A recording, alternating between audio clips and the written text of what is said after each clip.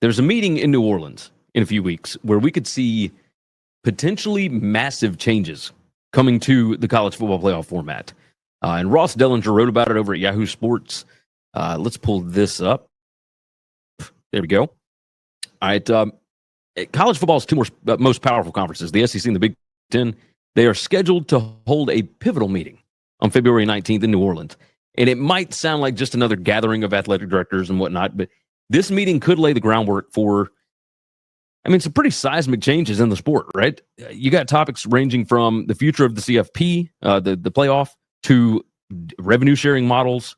Now that the House deal looks like it's going to go through, and the discussions that happen at this meeting are likely going to change college football for years to come. This is a huge, huge meeting. So here's what's on the table. One of the biggest talking points is the future of the CFP format. Starting in 2026, the SEC and the Big Ten believe they're going to have significant influence over changes to the system, to CFP, et cetera. And let's be honest, these two conferences hold most of the cards because when the new deal was put together in 2023, they were able to do away with needing a unanimous vote from all the conferences in order to get changes done. Like, perfect example, there was talk about changing the seeding to better reflect the rankings. Right, the number 3 seed this year was Boise State. They were number 9 in the rankings, and the number 4 seed was Arizona State, the number 12 team. Everybody agrees that it is a better playoff, a more fair playoff, if the top 4 teams are the ones that get the buys. But the other conferences outside the SEC and the Big Ten see that there is an advantage for their conference champions there, so they're voting against it. It's got to be unanimous. So for this coming season, the top 4 conference champs are going to get buys again, and it's going to look goofy again, and we'll just have to deal with it.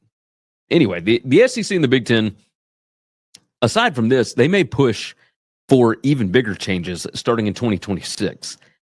You've got a potential 14-team playoff structure that's being floated, one that really could give these two conferences up to 4 automatic bids each.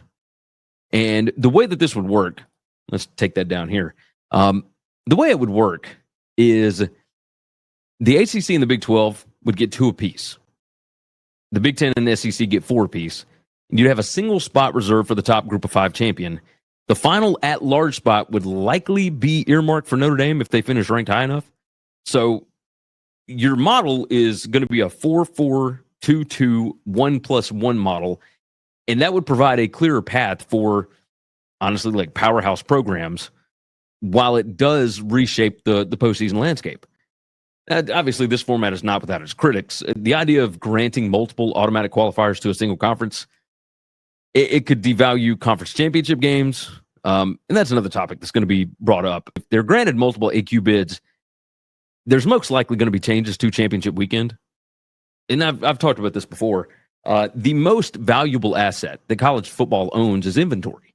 ACC Commissioner Jim Phillips brought up that they might change their format so that the team that finishes number 1 in the conference standings after the regular season is going to sit out conference championship weekend. And basically, they'll turn it into a play-in weekend where number 2 plays number 3 for a slot in the playoff. In the SEC and Big Ten, if you have 4 automatic bids, you could let the top 2 teams sit out. And then you have play-in games between number 3 and number 6 and number 4 and number 5. So you're just expanding the playoff from 14 teams to 26, which I think pretty much everybody would be okay with. You thought there was a lot of people still in the discussion this year. I imagine if we get to where the 6th place team in the Big Ten and the SEC has a shot at going to the playoff. And people want to talk about it devaluing the regular season, that ship has sailed. It doesn't matter anymore. We've got more teams that will be available and interested in their fan bases, will have hope, etc. Like, we know who's going to win the national championship. It's a handful of teams every year, and it's based on talent. Who has got the most good players, period. And it could deal with injuries and everything else too. Like, there's no telling. So there are a lot of teams that could win it.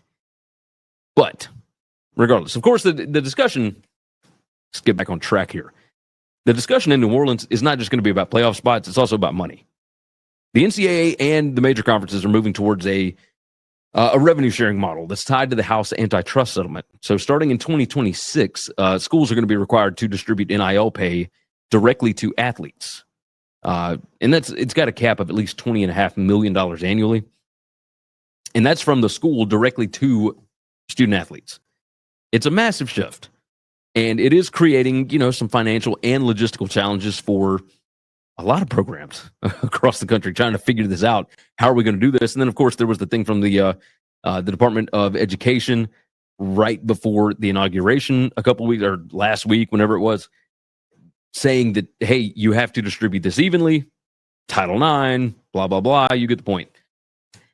Adding to the complexity, of course, you've got a new enforcement arm that's going to oversee agreements between athletes and third parties. Any NIL deal that's over $600 has to be reported. Otherwise, it becomes a violation. I don't know who on earth is going to actually... I don't know who's going to enforce any of this stuff. The NCAA has just kind of said, we're good. Doesn't matter. Anyway, Title IX, of course, the Department of Justice objections have thrown a little more uncertainty into the mix for the House settlement. For athletic departments, this is uncharted territory. I mean, the stakes are really, really high for this, so they got to get this stuff right. But who knows what they're going to end up doing? Who knows? Beyond the CFP and revenue sharing, the SEC and the Big Ten are exploring ways to maximize revenue and of course, reimagine the college football calendar. There is talk of reshaping postseason play for teams outside the playoff and, possibly scheduling some regular season matchups between these two leagues, which would help their TV partners with TV ratings, etc. And it all makes sense if they have automatic bids to the playoff based on conference standings. If these non-conference games don't necessarily matter towards the playoff and all they really do is matter with the ranking, which would deal with seeding, etc., that could help. The SEC also is still debating adding a ninth conference game starting in 2026. They're probably going to need some additional revenue from ESPN, and they're going to want those auto bids to the CFP to make it happen. Let's just call it what it is. There is no reason for the SEC to schedule more difficult games right now based on what they saw this year. SMU got in, had 11 wins against a bunch of nobodies. There was not a single great win on the schedule. There was not one big win that they had. They lost to the two best teams that they played, and it did not affect them at all. So if all we're doing is counting wins and losses, there's no reason to schedule anything difficult. There's no reason to go to 9 unless you get automatic bids. The February 19th meeting, it's going to set the stage for the CFP commissioners gathering in Dallas the following week. And that's what this is all about. Big Ten and SEC, go in here, get your ducks in a row, and then go to the CFP meeting after that. And you're going to have more decisions there about the playoffs, governance structure, the format, etc. All that stuff is going to continue there. For fans, the big question really is going to be pretty simple. Are the changes going to make college football better, or will they tip the scales even further towards the SEC and the Big Ten? And maybe that's good. One thing is for sure, when these two conferences meet up, the rest of the sport does take notice. Keep an eye on what happens here in a few weeks. Change is coming.